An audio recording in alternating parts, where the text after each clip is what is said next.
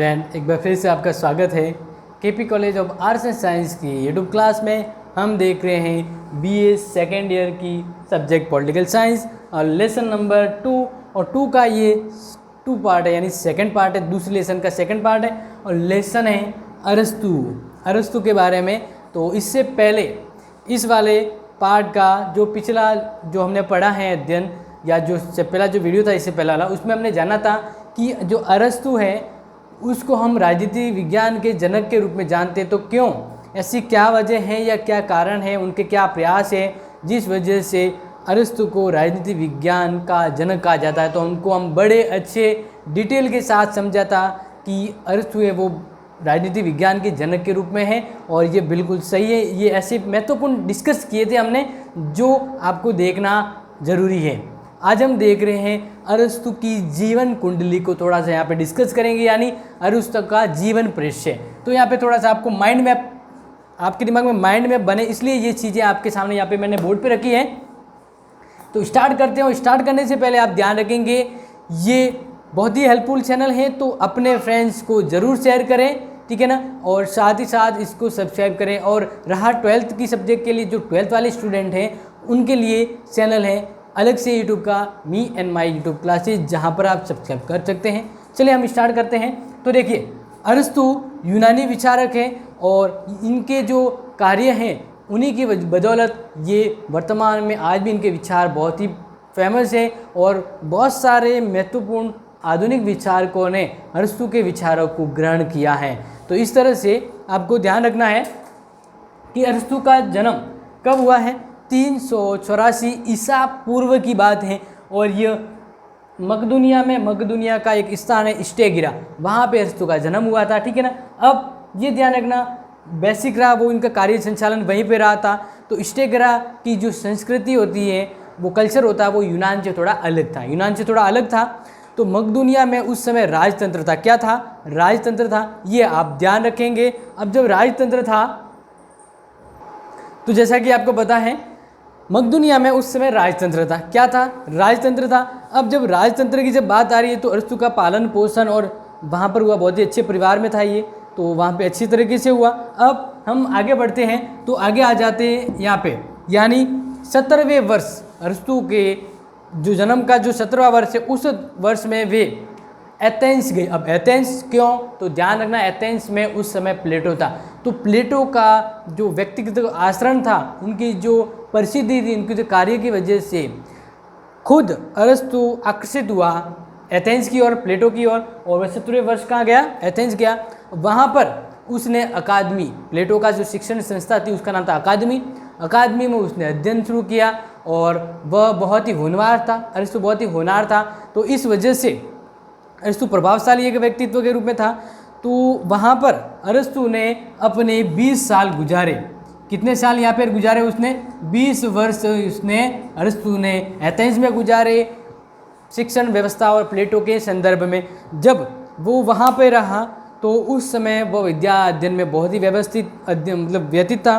प्लेटो अपने शिष्य अरस्तु की योग्यता से बहुत ही प्रभावित थे। इस वजह से अरस्तु को अकादमी का मस्तिष्क भी कहा जाता था, या हम कहें सारी शरीरधारी बुद्धिमत्ता के तौर पे, यानी प्लेटो के शिक्षण अकादमी में अरस्तु बहुत ही टैलेंटेड व्यक्ति हुआ करता था उस समय। प्लेटो की जब मृत्यु हो गई, कब? यहाँ पे ध्यान रखना, 20वें ये 20 वर्ष से काउंट कर ले, तो प्लेटो की मृत्यु हुई 346 ईसा पूर्व में। तो उस दौरान उसने सोचा कि अब प्लेटो की मृत्यु हो गई तो मैं इसका प्रमुख बनूंगा, अकादमी का मैं प्रमुख बन जाऊंगा। इस अकॉर्डिंग अगर माने, अनुभव के अकॉर्डिंग, तो मैं बनना चाहता हूँ इस संस्था का उत्तराधिकारी। लेकिन अरस्तु है वो विदेशी था, ये एथेंस का तो नहीं था। इस वजह से उसे वहाँ पर ये गद्दी, यानी राजगद्दी, क्या इसका मतलब, उस अकादमी की गद्दी उसे प्राप्त नहीं हुई। ये गद्दी प्लेटो के भतीजे को प्राप्त हुई। इस वजह से अरस्तु नाराज होकर कहाँ लौट आया? एशिया माइनर में। अब यहाँ पर भी यहाँ के राजा अमीर्ज ने इसको इनविटेशन दिया कि आप यहाँ पर आ जाइए। तो प्लेटो फिर अरस्तु 347 ईसा पूर्व एशिया माइनर में आया, जहाँ राजा हमीज ने इसको इनवाइट किया था। अब यहाँ रहते हुए यहाँ रहते हुए उन्होंने बहुत ही अच्छा टाइम व्यतीत किया। नहीं कहते ना अरस्तु का गोल्डन टाइम, जहाँ पर उसने बहुत ही मतलब व्यवस्थित और सम्मानपूर्वक जीवन जिया। अब इसी समय यहीं पर राजा हमीर्ज की एक दत्तक पुत्री थी, उस दत्तक पुत्री का विवाह अरस्तु से हुआ। अब इसका नाम क्या है तो आप देखिए पिथियास। यहाँ पे आपको ध्यान रखना है, इसकी दत्तक पुत्री थी जिसका नाम था पिथियास, ये आप ध्यान रखेंगे। तो अरस्तु से इसकी शादी हो गई वहीं पर, और इस तरह से अरस्तु वहाँ पर बहुत ही आनंद पूर्वक रहा। हमीर के दरबार में उस समय ईरान का पर्वतोन्मुख निरंकुशतावाद देखने को, यानी निरंकुशतावाद जो समय था वो अरस्तु को उस समय देखने को मिला जब अरस्तु वहाँ पे थे। और इसका वर्णन अरस्तु ने अपनी फेमस पुस्तक पॉलिटिक्स में किया है। हमीज के दरबार में रहते हुए व्यवहारिक राजनीति, अर्थशास्त्र और राजतंत्र का क्रियात्मक अध्ययन किया, अनुभव प्राप्त किया, और इसके उपरांत वहाँ से ये लौट आए। कहाँ आए? मकदूनिया में वापस। अरस्तु बाद में कहाँ लौट आए? मकदूनिया में, और ये समय था 342 ईसा पूर्व। इस समय यहाँ पे इनको इनवाइट किया गया था, वहाँ से मौज भरी जिंदगी छोड़ के आने का रीज़न क्या था कि मकदूनिया के राजा दिलीप ने इनको इनवाइट किया। क्यों? तो आपको पता होगा, सिकंदर हैं इसके गुरु के रूप में अरस्तु जाने जाते। क्यों? क्योंकि सिकंदर को शिक्षा देने का कार्य है, राजशाही शिक्षा देने का कार्य अरस्तु ने किया था। तो अरस्तु है सिकंदर को यहाँ शिक्षा के माध्यम से आए थे। तो इस दौरान वे अरस्तु मकदूनिया में 6 वर्ष रहा, जिस दौरान सिकंदर को शिक्षा अध्ययन या शिक्षण कार्य करवाया। और इस यहाँ पर ही जब हम बात करें, जब सिकंदर गद्दी पे बैठा, उस गद्दी के बैठने के दौरान सिकंदर ने क्या किया, जो अरस्तु का पैतृक निवास स्थान था, ठीक है ना, जो गांव था जो उजड़ गया था, जो सिकंदर गद्दी पे बैठने के बाद अरस्तु के जो गृह राज्य था मकदूनिया के अंदर स्टे गिरा, उसको वापस बनाया, मतलब वापस बसा दिया। सिकंदर ने अरस्तु के पैतृक गांव को वापस बचा दिया, व्यवस्थित किया इसको। और ये इस तरह का जो समय था, और अरस्तु ने वो एक राजशाही शिक्षक के रूप में रहे सिकंदर के शिक्षण कार्य के दौरान। 342 ईसा पूर्व में 6 वर्ष के दौरान उन्होंने वहाँ पे अध्यापन कार्य करवाया। अब जब सिकंदर विश्व जीतने के अभियान को लेकर वो कहाँ गए, जैसे कहते हैं ना कि विश्व जीतना है तो इसके लिए अभियान पर, तो अरस्तु है जो सिकंदर है वो अभियान पर निकल पड़े। जब अरस्तु वहाँ पर थे तब तक वहाँ पे रहे जब तक सिकंदर वहाँ पे था, लेकिन सिकंदर जब विश्व विजेता अभियान पे चले गए तो अरस्तु वहाँ से आ गए वापस एथेंस। कहाँ आ गए? एथेंस। यहाँ पे आप ध्यान रखना, एथेंस में आने का उनका समय है 335 ईसा पूर्व। इस समय एथेंस में उन्होंने एक स्वतंत्र रूप में खुद का एक अकादमी, एक शिक्षण संस्था स्थापित की जिसका नाम है लीसियस। ध्यान रखेंगे, लीसियस बहुत ही महत्वपूर्ण, और ये अरस्तु के द्वारा शिक्षण अध्यापन कार्य के लिए खोली गई संस्था का नाम है, जैसे प्लेटो की अकादमी। ठीक है, तो इस तरह से अब एथेंस में वो लीसियस में अध्यापन कार्य, और उस अध्यापन कार्य के साथ साथ इस शिक्षण संस्था को उन्होंने 12 वर्ष दिए। कितने वर्ष दिए उन्होंने? 12 वर्ष दिए। अब ये ध्यान रखना, 12 वर्ष तक उन्होंने अध्यापन कार्य करवाया। इसके बाद क्या हुआ कि सिकंदर की 322 ईसा पूर्व में मृत्यु हो गई। सिकंदर की जब मृत्यु हो गई तो इसके बाद वहाँ पर, यानी जहाँ पर सिकंदर का राज था मकदूनिया के आसपास, तो वहाँ पर फिर सिकंदर की मृत्यु के बाद वहाँ पे जो शासन सत्ता जो आई वह विरोधी शासन व्यवस्था थी, यानी सिकंदर राज व्यवस्था के विरुद्ध विचार वाले जो शासक थे, राजा थे, उन्होंने वहाँ पे डेरा जमाया। तब फिर उन्होंने अरस्तु पर धर्म विरोधी को लेकर आपेक्ष लगाया कि अरस्तु है वह धर्म विरोधी विचार फैला रहा है। तो ये जब आपेक्ष उस पर लगा अरस्तु पे, तो अरस्तु ने फिर क्या किया, 322 ईसा पूर्व में अरस्तु वहाँ से जहाँ पे रह रहा था एथेंस के आसपास, तो वहाँ से वो निकल आया। अरस्तु ने कहा कि मैं दोबारा, अब देखो आपको ये पता होगा सुकरात को मृत्यु दंड दिया गया था। क्यों? क्योंकि वहाँ के राजा मानते थे कि सिकंदर, ये जो सुकरात है वह धर्म विरोधी विचार फैला रहा है, तो इसलिए इसको मृत्यु दंड दे दिया गया था। तो अब यहाँ पर भी अरस्तु के ऊपर आपेक्ष लगा कि तू धर्म विरोधी है, तो इस तरह से अरस्तु को लगा कि ये दोबारा वही घटना ना हो जाए जैसा सुकरात के साथ हुआ था।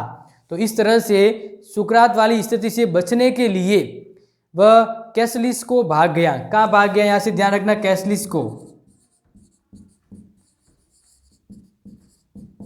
कैसलिस को आ गया, ठीक है ना। और क्यों आया तो अभी बताया था, धर्म के प्रति अविश्वास का आरोप उस पर लगाया जा चुका था, इस वजह से तो उसने भागते समय ये जरूर कहा था कि मैं एथेंस वासियों की दर्शन के विरुद्ध दूसरी बार अपराध का मौका नहीं दूंगा। एक बार तो दर्शन के विरुद्ध उन्होंने एक व्यक्ति को मृत्युदंड जो सुकरात को दिया, दोबारा ऐसा ही अपराध करने नहीं दूंगा।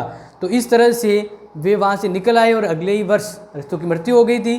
तो कुछ व्यक्तियों का विचार है कि अरिस्तु की मृत्यु स्वाभाविक हुई और कुछ कहते हैं कि नहीं, यह आत्महत्या भी हो सकती है। तो इस तरह से उन्होंने अपने जीवन के जो 62 वर्ष है टोटल, आप ध्यान रखना 62 वर्ष उन्होंने अपना जीवन जिया।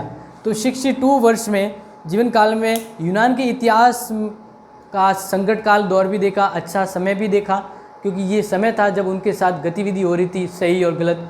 तो इस तरह से फॉस्टर विद्वान ने उनके बारे में, उनके संकट पूर्ण जीवन के बारे में लिखा है, जो 62 वर्ष तक उन्होंने जीवन यापन किया है यूनान में। तो उन्होंने लिखा है कि उस समय अपने समय की हलचलों का कोई प्रभाव नहीं पड़ा और वह समकालीन घटनाओं से बिल्कुल विरक्त रहा। तो एक अच्छा विद्वान, अच्छा विचारक तभी होता है जब उस पर उस समय की परिस्थितियों का प्रभाव नहीं पड़ता है, क्योंकि जब वो अपनी पुस्तक लिखता है तो अगर वो उस समय की परिस्थिति ज़्यादा प्रभावित हो तो वहाँ की घटना लिखे तो वो फिर पक्षपात रहता है। तो इस तरह से अरिस्तु है, वह उसके ऊपर कोई वहाँ की तत्कालीन घटनाओं का प्रभाव नहीं पड़ा। इस तरह से उसका जो ये कार्य था, उसका जीवन था, बहुत ही सफलपूर्ण रहा। तो ये तो आप समझ गए होंगे, जो आपके माइंड मैप में आपको, यानी ये आप अपनी नोटबुक में इसको प्रिंट कर देना, छाप देना, ताकि आपको ये याद रहे, ठीक है। अब हम यहाँ पे देख रहे हैं अरिस्तु की पद्धति, जो आपको ध्यान रखना है। अरिस्तु की पद्धति को ये ध्यान रखना, क्योंकि अरिस्तु की जो शिक्षण पद्धति है ना, वो बहुत ही महत्वपूर्ण है और इसके बारे में आपको यहाँ पे समझना है।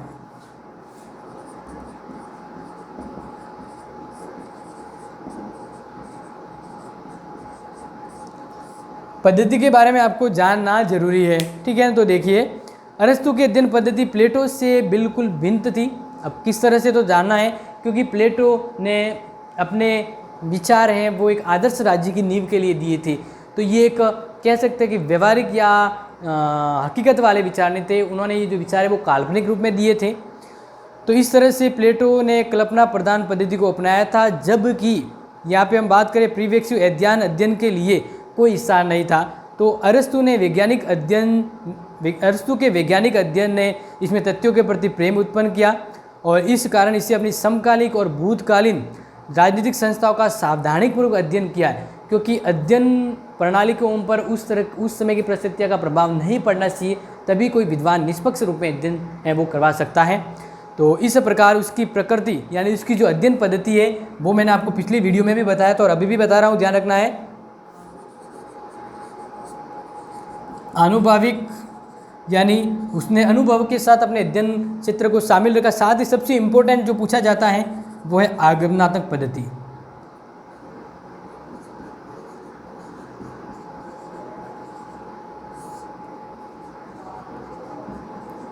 तो ये बहुत ही महत्वपूर्ण है और इसको आप ध्यान रखेंगे। अरिस्तु की अध्ययन पद्धति है वो आगमनात्मक है, क्योंकि प्लेटो की कौन सी थी, पहले बताया था, निगमनात्मक। कौन सी थी, निगमनात्मक, ये ध्यान रखेंगे। तो इस तरह से उसकी यह पद्धति ऐतिहासिक प्रवृत्ति, दृष्टिकोण, परंपरा, प्रेम और जनमत का सम्मान करने की तत्परता से निर्धारित हुई थी। यथार्थवादी दृष्टिकोण की पद्धति का मूल तत्व है। यथार्थवादी दृष्टिकोण उसकी पद्धति का मूल तत्व है। यहाँ पे ध्यान रखना, एक और आ रहा है,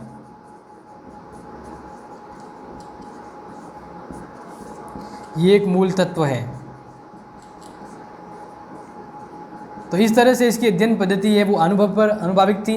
आगमनात्मक पद्धति को उसने अपनाया था और ये यथार्थवादिता पर आधारित थी। तो ये है अरिस्तु की अध्ययन पद्धति। अब हम जब बात करें तो नेक्स्ट जब हम पढ़ेंगे तब आपको बहुत अच्छे तरीके से बताऊंगा कि अरिस्तु के उनके अनुसार क्या क्या महत्वपूर्ण विचार हैं, राज्य के संदर्भ में हुआ हो या फिर इनकी कौन कौन सी रचना है, कितनी रचनाएं लिखी। तो ये हम पूरा बहुत ही अच्छे तरीके से अगले वीडियो में, अगले पार्ट में समझेंगे। तब तक के लिए अगर वीडियो अच्छा लगा है तो लाइक, शेयर और सब्सक्राइब जरूर करें। मिलेंगे नेक्स्ट वीडियो के साथ, तब तक के लिए thank you and have a nice day.